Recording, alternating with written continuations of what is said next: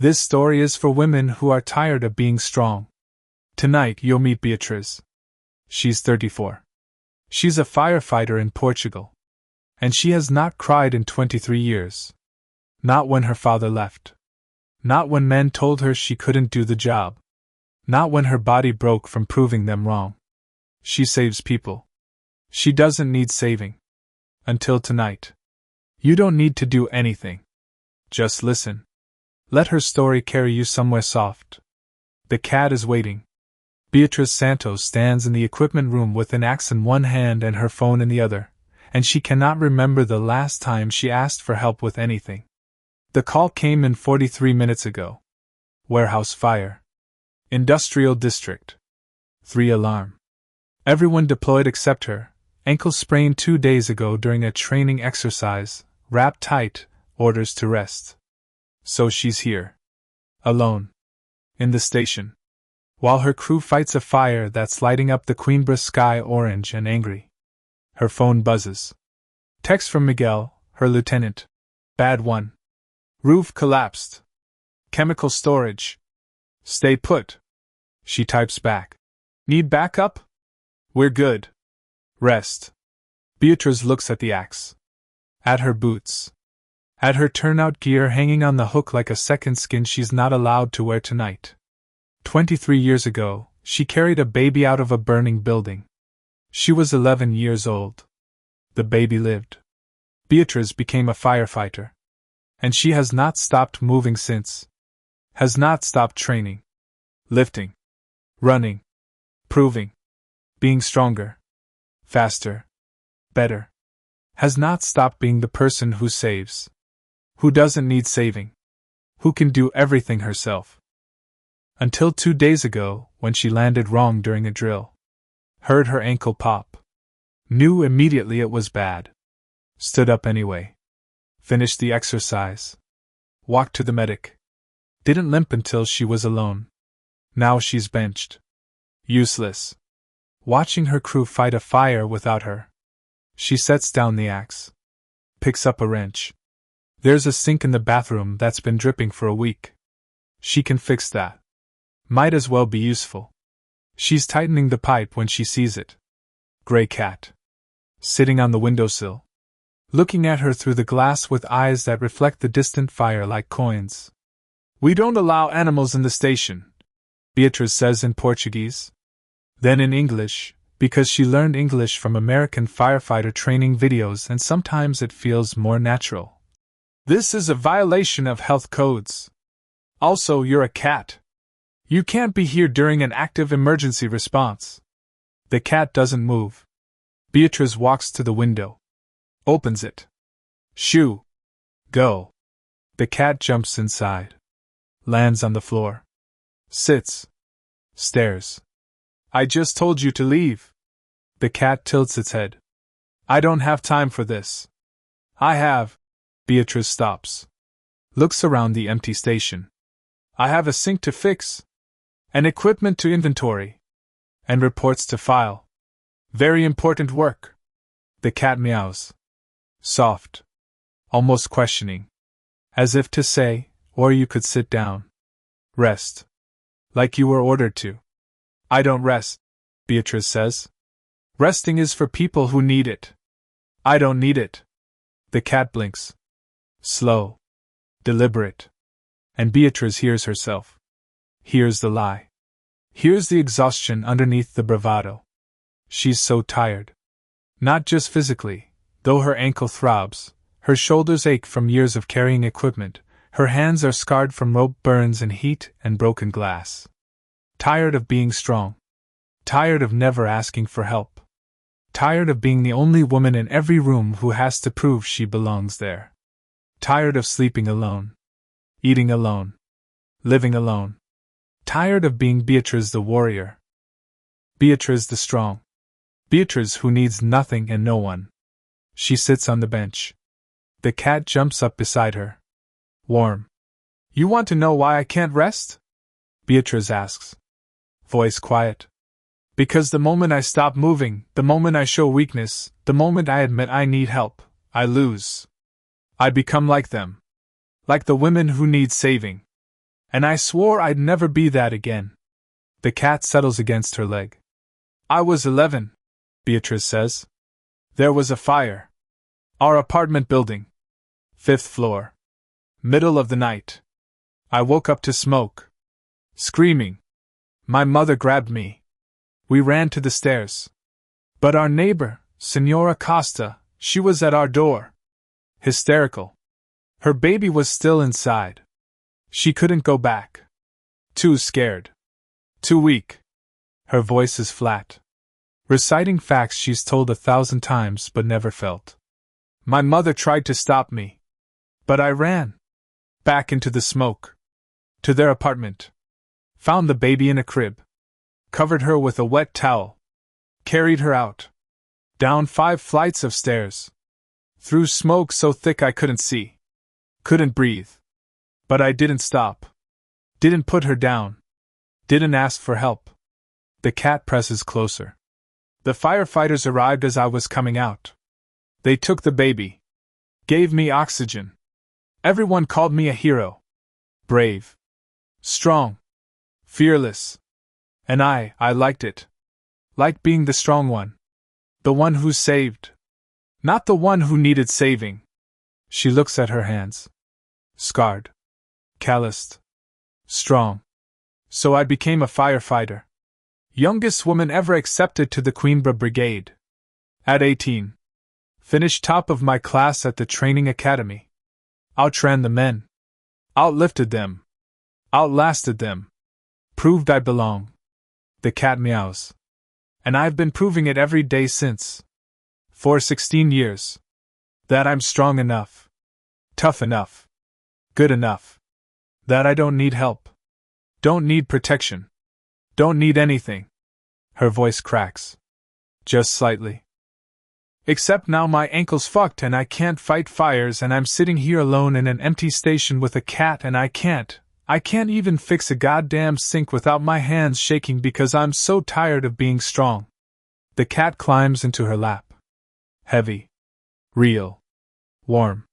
And Beatrice, who hasn't cried in 23 years, who carried a baby through fire without tears, who broke her ankle and didn't flinch, starts to cry. Silent. Ugly. Broken. The kind of crying that comes from 23 years of holding everything in. I'm so tired, she sobs. I'm so fucking tired of being the strong one. Of never asking for help. Of proving myself. Of being alone. The cat purrs. Steady. Like permission. But I don't know how to stop. Beatrice whispers. I don't know how to be anything else. Because if I'm not strong, if I'm not the warrior, then who am I? The cat looks at her with gold eyes. And Beatrice knows, somehow knows, that this is the question. Not whether she can be strong. Whether she can be soft. Whether she can ask for help. Show weakness. Need someone. Whether she can be loved for who she is when she's not saving anyone. I don't know, she tells the cat. I don't know if I can. The cat doesn't move. Just waits. And Beatrice begins to talk. Portugal. Coimbra. A city of universities and hills and narrow medieval streets that burn too easily. Beatrice Santos. 34 years old. Firefighter. Bombera. The only woman in her station. One of 12 in the entire Coimbra district. She is, by every measure, exceptional. Strongest woman in her unit. Fastest on the ladder drills. Best at vehicle extrication. Coolest under pressure. Most decorated. The men respect her. Fear her a little. Don't fuck with her. Don't flirt with her. Don't see her as a woman at all. See her as one of them. A brother in turnout gear. Which is exactly what she wanted. What she worked for. What she sacrificed everything to achieve. Except now she's 34. Alone. No partner. No family. No life outside the station. Just strength. Just proving. Just the constant, exhausting performance of being strong enough to belong. She lives in a studio apartment in the Baixa district. Old building. Stone walls. Walks to the station every day. trains every morning, runs the hills, lifts weights, practices knots, studies fire behavior, never stops improving, never stops moving. Because stopping means feeling, and feeling means weakness. And weakness means she becomes like them, like Senora Costa, frozen in fear while her baby burned. Like her mother, who couldn't go back into the fire. Like every woman who needs a man to save her. Beatriz saves. She doesn't get saved. She's in the Cartman drama triangle. Rescuer position. Always. Has been since she was 11 years old. She saves her friends, all men, firefighters, police, paramedics. Fixes their problems. Repairs their apartments. Gives them money. Listens to their troubles. Solves everything. And the few women in her life? Victims. Always victims. Women who need saving from bad boyfriends, from debt, from their own poor choices. Beatriz helps them. Fixes them. Then moves on. Never gets close. Never vulnerable. Never equals. Because equals would mean she could need help too. And that's not allowed. She hasn't had a relationship in 6 years. The last one ended when the man, a civilian, an accountant, told her he felt emasculated. That she was too independent. That he needed to feel needed. She told him to grow up. He left. She didn't cry. Before that, 3 relationships. All ending the same way. Men who said they wanted a strong woman. Until they met one. Until they realized strong meant she didn't need them for anything. Didn't need them to open jars or fix cars or solve problems or protect her. Didn't need them at all. And men, she learned, need to be needed. So she stopped trying. Stopped dating. Stopped pretending she could be both strong and soft. Chose strong. Every time. But underneath, buried so deep she barely acknowledges it, is a longing. A desperate, terrifying longing to stop. To surrender. To let someone else be strong for once. To be held. Protected. Saved. To be weak. But admitting that would mean betraying everything she's built. Everything she is. So she doesn't. She stays strong. Stays alone. Stays tired. Until tonight. Until the cat. Until the ankle that forced her to stop. Until she has no choice but to face what she's been running from for 23 years. 23 years ago. Beatriz is 11. Living in a crumbling apartment building in Coimbra's industrial district with her mother. Her father left when she was 6. Couldn't handle the poverty. The screaming. The life that didn't match his dreams. He went to Germany. Sent money sometimes. Stopped after 2 years. Beatriz's mother, Carla, works 3 jobs. Cleans offices at night. Works a cafe in the morning. Takes in sewing in the afternoon. They barely survive. Their building is old. Wiring ancient. Landlord negligent. Everyone knows it's a death trap. But rent is cheap and they have nowhere else to go. July 15th, middle of summer. Heat wave. Everyone sleeping with windows open. 2:37 a.m. Beatriz wakes to smoke. Thick. Black. Choking. Her mother bursts into the room. Fire! We have to go! They run to the door. The hallway is full of smoke. People screaming. Running. Chaos. Senora Costa from next door grabs Carla's arm. My baby! Maria! She's still inside. I can't go back. She's hysterical. Sobbing. Paralyzed with fear. Carla tries to pull her toward the stairs. We have to go. The firefighters. Please! Please! Someone get my baby! The men run past. Carrying their own children. Their own wives. No one stops. Beatriz looks at Senora Costa. At her mother. At the smoke pouring from the apartment next door. She's 11 years old. 73 pounds. 4'9". She runs. But underneath, buried so deep she barely acknowledges it, is a longing. A desperate, terrifying longing to stop. To surrender. To let someone else be strong for once. To be held. Protected. Saved. To be weak. But admitting that would mean betraying everything she's built. Everything she is. So she doesn't. She stays strong. Stays alone. Stays tired. Until tonight. Until the cat. Until the ankle that forced her to stop. Until she has no choice but to face what she's been running from for 23 years. 23 years ago. Beatriz is 11. Living in a crumbling apartment building in Coimbra's industrial district with her mother. Her father left when she was 6. Couldn't handle the poverty. The screaming.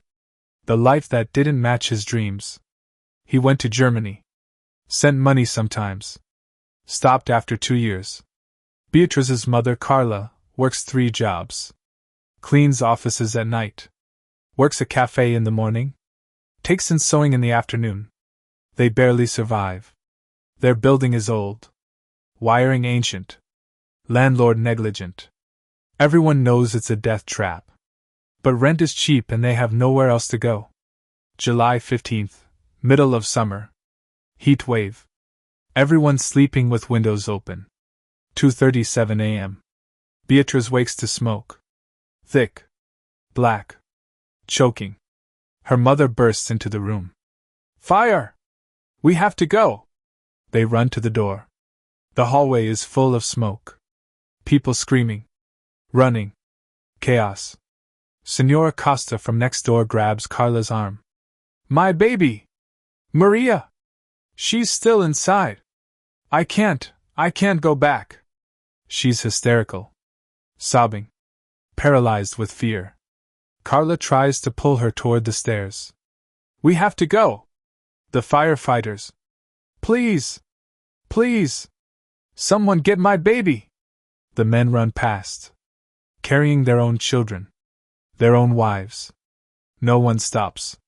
Beatriz looks at Senora Costa. At her mother. At the smoke pouring from the apartment next door. She's 11 years old. 73 pounds. 4'9". She runs. Back into the smoke. Into Senora Costa's apartment. The heat is incredible. Smoke so thick she can't see her own hands. She drops to the floor. Crawls. Like she learned in school during fire safety week. Stay low. Smoke rises. Finds the bedroom. The crib. The baby, Maria, 8 months old, screaming. Red-faced. Terrified. Beatriz grabs a towel from the floor. Runs it under the sink in the bathroom. Wet. Covers the baby. Picks her up. She's heavy. Heavier than Beatriz expected. But Beatriz doesn't put her down. She crawls back. Through the apartment. Through the hallway. Down the stairs. 1 flight. 2. 3. 4. 5. Her lungs scream. Her eyes burn. The baby is so heavy.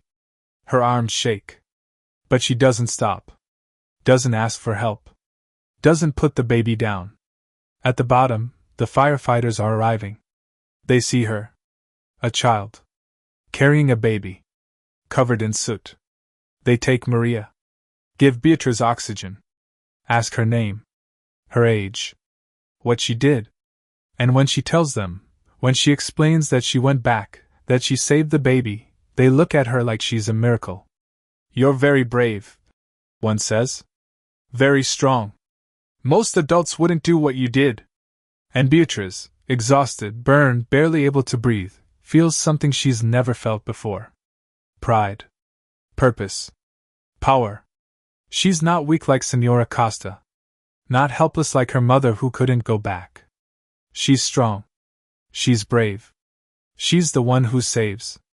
And from that moment she decides she will never be the one who needs saving again. The cat listens. Beatriz talks. The station is quiet except for the distant sounds of sirens. After the fire, everything changed, she says. Voice steady now. Controlled. People treated me differently. Teachers. Neighbors. Even my mother. I wasn't just Beatriz anymore. I was Beatriz the hero. Beatrice the brave. The cat settles more comfortably in her lap. The local newspaper did a story. Girl, 11, saves baby from inferno. They took my photo. I liked it. The attention. The respect. For the first time in my life, people looked at me and saw something other than a poor girl from a broken home. They saw strength. Courage. Value. A siren wails in the distance. Beatrice's head turns automatically. Tracking. Assessing. Old habit. So I leaned into it. Became the strong one. The brave one. At school, I started standing up to bullies. Protecting smaller kids. Being the protector. At home, I took care of my mother. Helped her with work. Fixed things. Learned to repair plumbing from a neighbor. Electrical work from another. Made myself useful. Indispensable. The cat purrs. And I started training. Running. Push-ups. Sit-ups. Made my body strong. By the time I was 14, I could beat most boys my age in arm wrestling. By 16, I was faster than everyone in my school. By 18, I was ready. She pauses. Remembering. I applied to the fire academy the day after my 18th birthday. My mother tried to talk me out of it. Said it was too dangerous. That I'd already done my part. That I should find something safe. Normal. Get married. Have children. Be happy. Her voice hardens. But I didn't want safe. I didn't want normal. I wanted to prove that night wasn't a fluke. That I wasn't just a lucky child. That I was actually strong. Actually capable. Actually worthy of being called a hero. The cat shifts. Looks up at her with those gold eyes. The academy was brutal. Designed for men. Big men. Strong men. I was. She looks at herself. 5'6". 140 pounds of muscle. Not big. Not male. Not what they wanted. She remembers. The first day. The looks. The whispers. There were 32 recruits. 31 men. 1 woman. Me. The instructors made it clear I wasn't welcome. Didn't say it directly. Didn't have to. The way they looked at me said everything. Her jaw tightens. First week, they tested our strength. Carrying equipment. Climbing ladders with full gear. Breaking down doors. I failed half the tests. Couldn't carry the hose far enough. Couldn't break the door on the first hit. Couldn't climb fast enough. The cat meows. Soft. Sympathetic. The other recruits laughed. Not cruel. Just dismissive. Like I was a kid playing dress-up. The instructors suggested I reconsider. Said maybe I'd be better suited to emergency dispatch. Or nursing. Something more appropriate. Her hands clench. Relax. Clench again. I didn't quit. I trained harder. Woke up at 4 a.m. Ran hills with a weighted vest. Lifted until my muscles screamed. Practiced door breaches until my shoulders ached. Studied fire behavior until I could recite it in my sleep. She looks at the cat. Second testing. 6 weeks later. I passed everything. Not just passed, excelled. Fastest on the ladder climb. Best on the hose handling. Perfect score on the written exam. The instructors couldn't say anything. The numbers didn't lie. A small smile. Bitter. Proud. I graduated top 5 in my class. First woman ever to do so in Coimbra. They had to give me a position. Posted me to this station. Engine Company 3. All men. All older. All skeptical. The cat stands. Stretches. Sits again. And I've been proving myself ever since. Every single day. Every single call. Every single moment. Her voice drops. I'm always the first to volunteer. First into burning buildings. First to take the dangerous assignments. First to stay late. First to train new recruits. Because if I don't, if I show any weakness, any hesitation, Any hint that I can't do everything they can do, then I'm proving them right. Proving I don't belong. Proving women can't do this job. Tears threaten. She blinks them back. So I can't rest. Can't ask for help. Can't admit when I'm tired or hurt or scared. Because that's weakness. And weakness means failure. And failure means I lose everything I've built. The cat places a paw on her hand. Gentle. Deliberate. And now my ankle's sprained and I can't work and I'm useless. For the first time in 16 years, I can't do my job. Can't save anyone.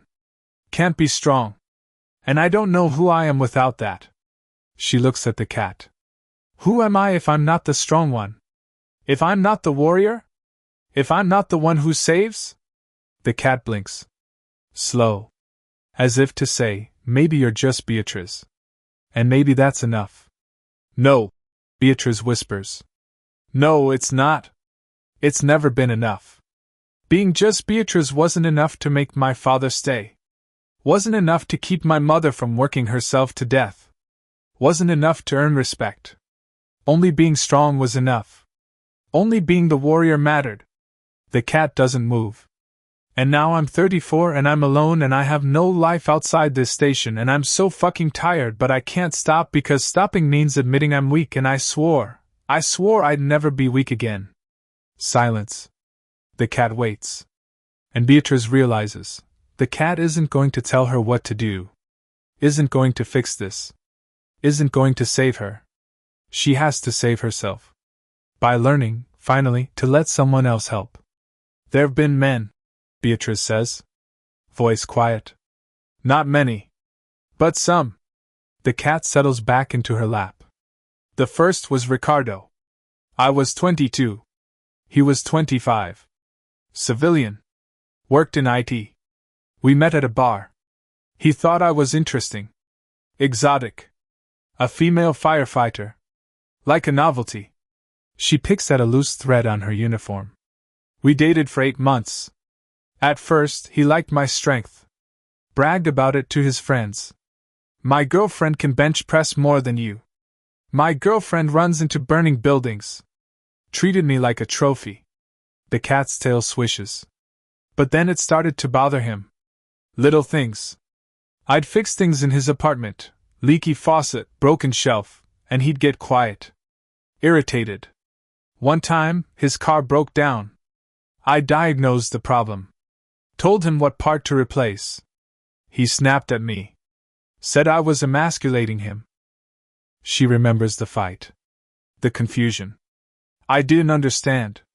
I was helping. Trying to be useful. But he said I made him feel useless. That I never needed him for anything. That I was too independent. Too strong. That he felt like an accessory in my life, not a partner.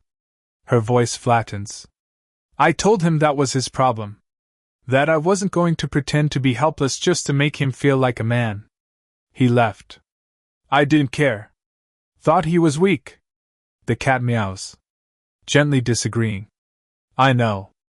I know now that maybe I was too rigid. Too defensive. But I didn't know how to be any other way. Asking for help felt like admitting defeat. Like betraying who I was. She continues. Second was Joel. I was 25. He was 30. Police officer. I thought maybe he'd understand. We worked adjacent jobs. Both in emergency services. Both dealing with danger. The cat listens. We dated for a year. Longest relationship I've had. He was strong. Confident. Didn't seem bothered by my job. We'd compare scars. Swap stories. It felt equal. For a while. Her expression darkens. But then he proposed. I was surprised. Happy even. Said yes. We started planning the wedding. And that's when he started talking about my transition. About how after we were married, maybe I'd move to dispatch. Or administration. Somewhere safer. Where a wife should be. Her jaw clenches. I asked what he meant. He said he couldn't have a wife running into burning buildings. That once we had children, I'd need to be home. Safe. That being a firefighter was fine for a girlfriend but not for a wife. Not for a mother. The cat's eyes reflect her anger. I called off the engagement. Told him he was marrying me, not some imaginary soft version of me. He said I'd changed my mind. That all women want to be mothers eventually. That my phase of playing firefighter would pass. She spits the last words. I threw the ring at him. Told him to fuck off. He called me a bitch. Said I'd die alone.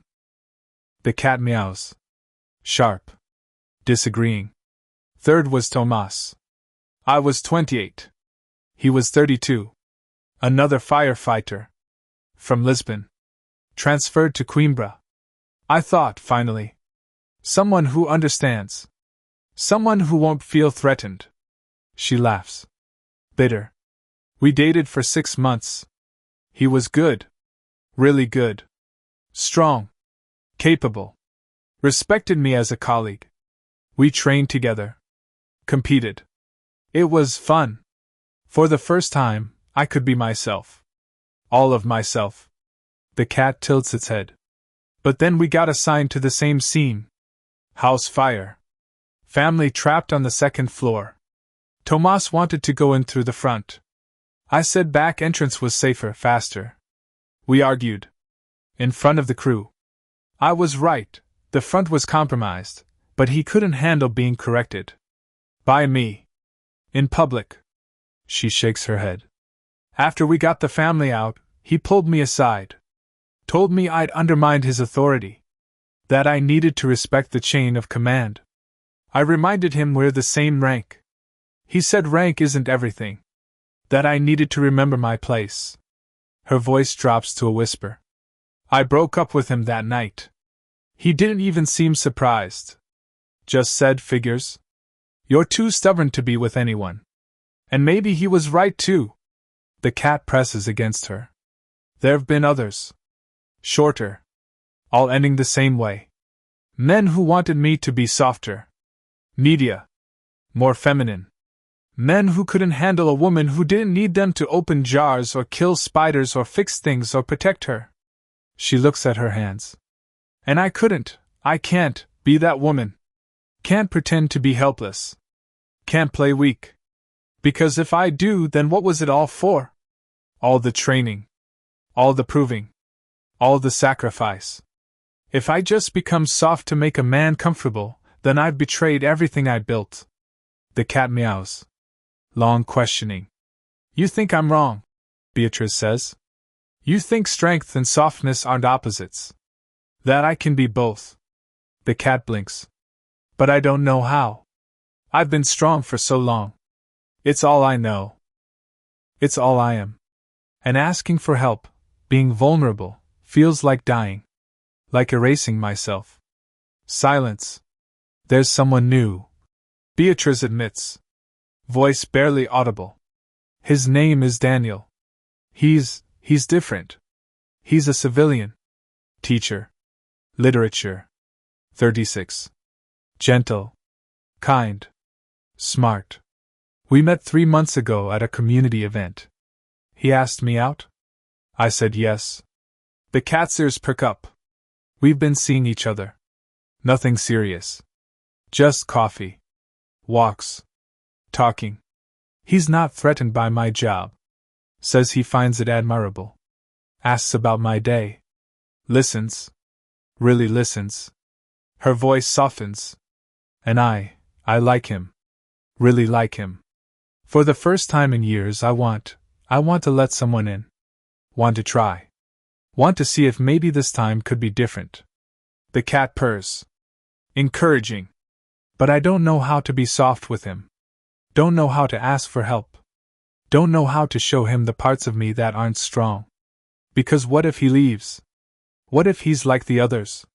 What if the moment I show weakness, he decides I'm not worth it? Tears now. Finally. What if I'm only lovable when I'm strong? The cat climbs up her chest. Places both paws over her heart. And Beatrice hears it. Not the cat's voice. Her own. The one buried under 23 years of armor, What if you're lovable just for being you? The cat jumps down, walks to the door, stops, looks back. Beatrice understands. The cat wants her to follow. She stands.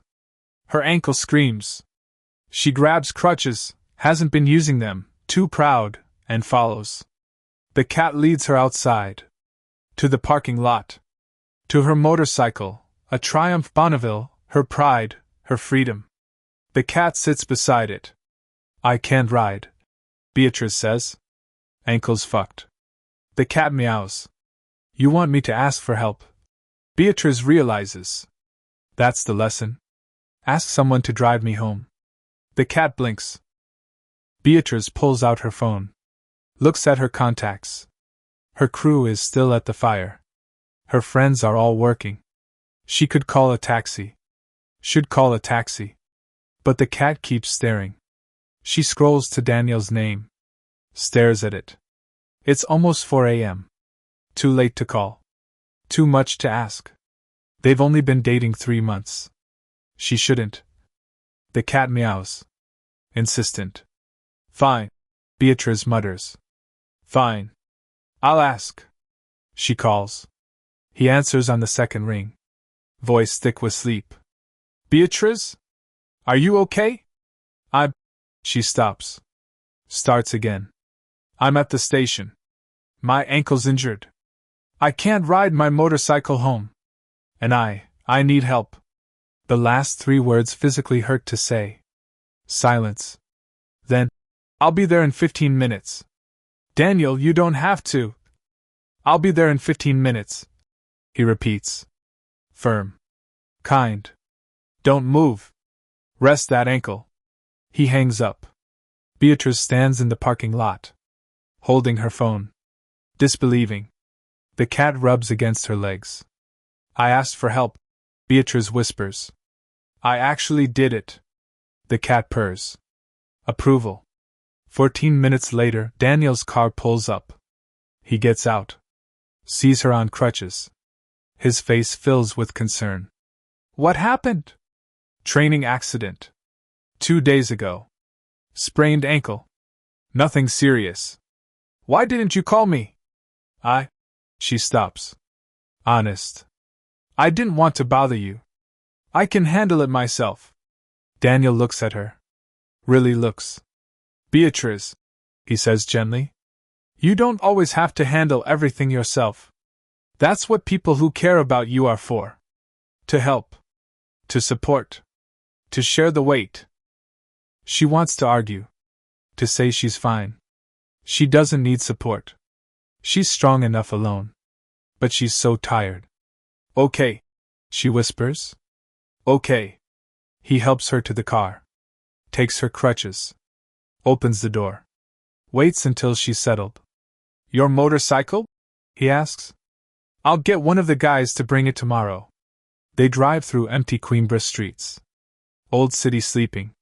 Hills dark against the sky. Thank you, Beatrice says. For coming. At 4 in the morning. Of course.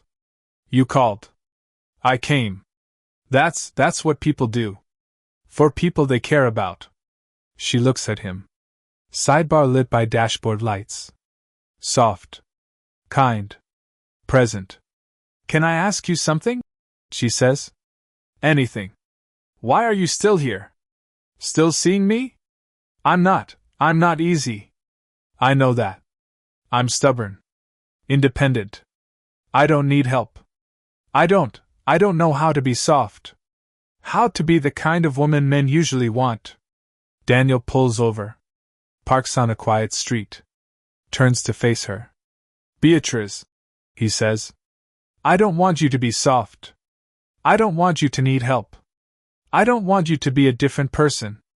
I like you exactly as you are. Strong. Capable. Independent.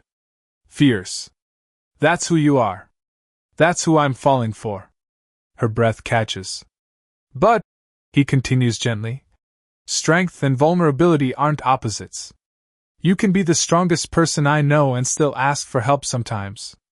You can be fierce and still let me take care of you when you're hurt. You can be independent and still let me in. Tears streaming now. I'm scared, she admits. Scared that if I let you in, you'll leave. That if I show you the weak parts, you won't stay. What weak parts? The parts that are tired.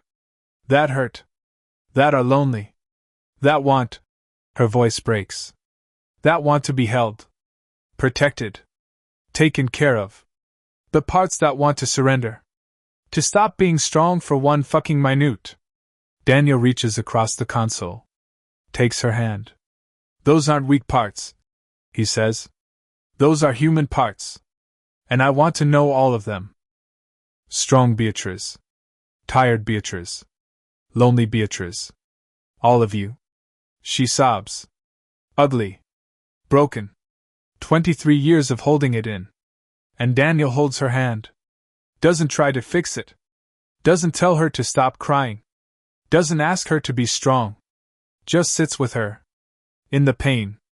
In the vulnerability. In the truth. I don't know how to do this. Beatrice whispers. How to let someone in. How to be vulnerable. How to trust. We'll figure it out, Daniel says. Together. One day at a time. One small act of trust at a time. You don't have to surrender everything all at once. Just let me help sometimes.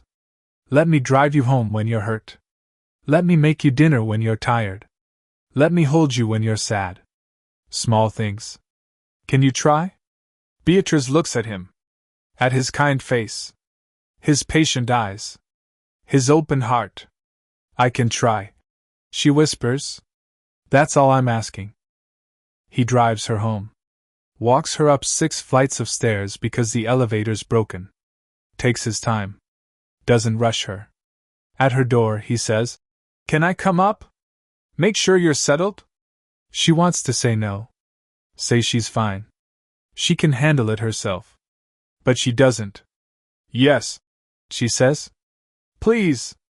Inside, he helps her to the couch. Props up her ankle. Brings ice. Makes tea.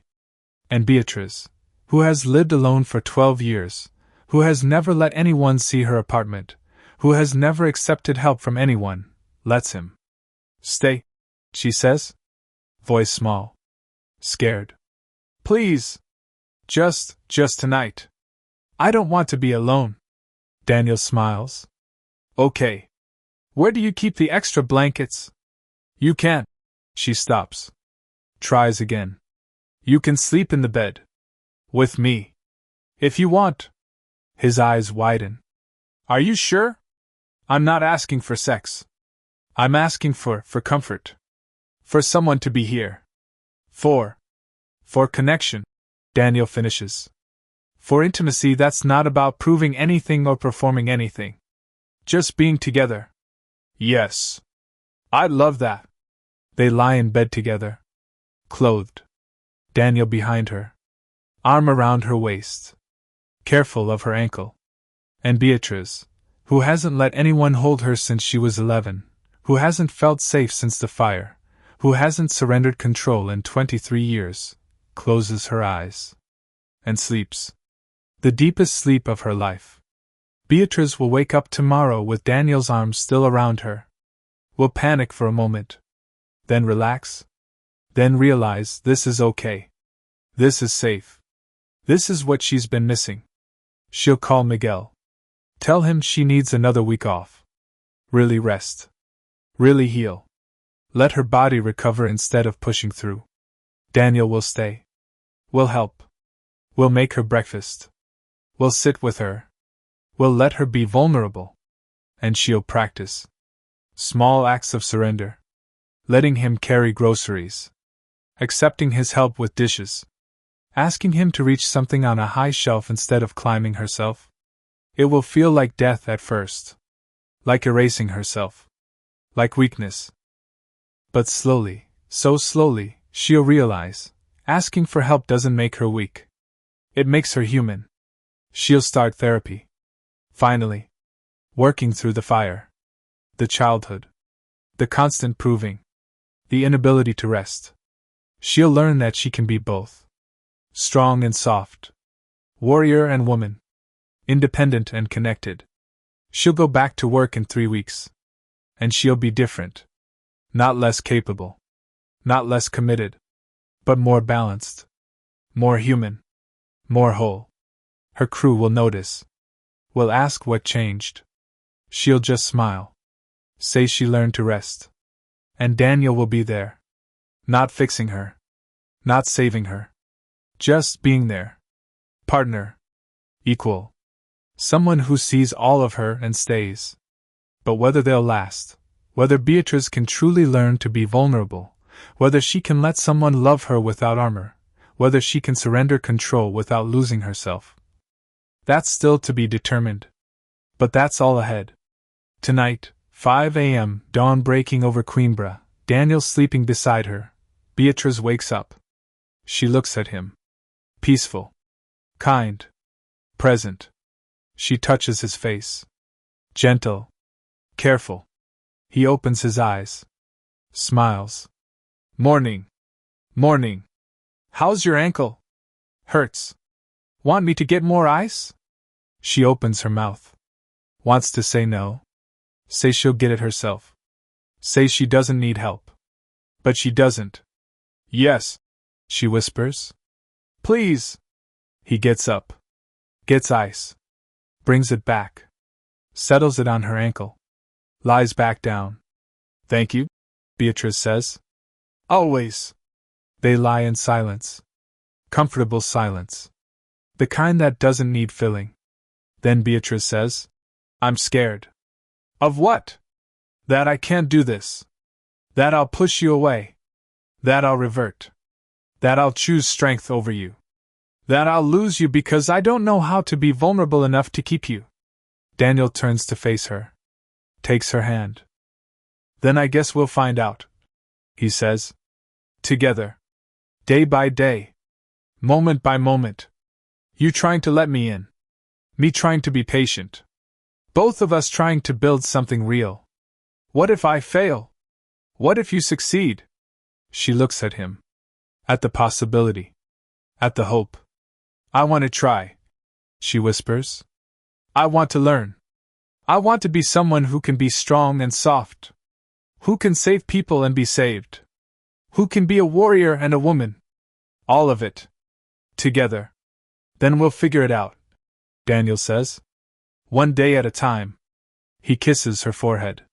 Gentle. No demands. Just affection. And Beatrice, for the first time in 23 years, lets herself be held. Lets herself be seen. Lets herself be loved. Whether she can sustain it, whether she can truly change, whether she can let go of the armor she's worn for so long, whether she can trust someone enough to be vulnerable. That remains to be seen. Outside, the city wakes. The fire station calls, someone else answering, someone else saving, someone else being strong. And Beatrice rests. For now, that's enough. For now, she's trying. And maybe, just maybe, trying is the bravest thing she's ever done. If you're still awake, sleep now. Let Beatrice's journey settle in your bones. Subscribe for more stories from the cat. Stories about women learning that strength and softness can coexist. That warriors can be tender. That asking for help is its own kind of courage. Sleep well. You deserve rest too. Will Beatrice learn to be vulnerable? Will Daniel stay when he sees how hard it is? Will she choose love over armor? We don't know yet. Neither does she. And that's where we leave her, on the edge of transformation, terrified and hopeful, trying to become someone new while honoring who she's always been. The cat knows. But the cat isn't telling. Not yet.